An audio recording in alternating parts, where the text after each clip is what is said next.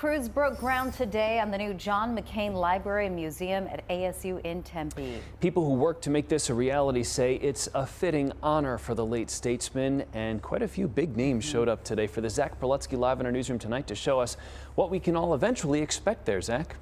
Well, Jared and Nicole, only a couple more years till this thing will be finished, but this 80,000 square foot facility sitting on 22 acres in Tempe will be a tangible reminder of John McCain's service to democracy, something politicians, business, and community leaders who spoke today say is desperately needed in this day and age. And they require citizens. Standing under the flight path into Sky Harbor. I know standing here, John would be very proud of this. This is where the future John McCain Library and Museum will stand. For Arizonans, he was such a special person. A Navy veteran and prisoner of war, later turned congressman, U.S. Senator, and Republican nominee for president.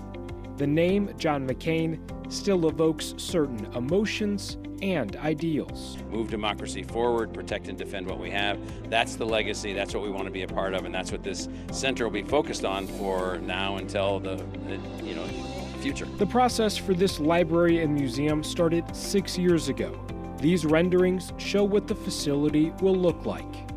It's planned to have areas for reflection, discussion, and debate. And this is going to be a tourism mecca. It's also going to be a mecca to tell his story and talk about his history and what he stood for, but also how to form public policy, how to have civil discourse, and to teach that service beyond self message that he had. That Arizona governors on both sides of the political aisle say can still resonate today.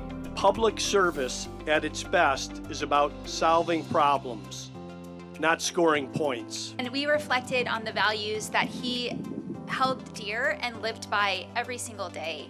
Country over party, safeguarding democracy both here and around the world. Ambassador Cindy McCain, the widow of the late senator, hopes what this land will turn into can stand the test of time. This is not a building, but a visual reminder to the next generation who will be inspired to fight the good fight, hopefully by what they see, learn, and hear from this institution. And the goal is to have this library and museum open to the public sometime in 2028. For now, reporting in the newsroom, Zach Prelutsky for Arizona's Family. It's like a great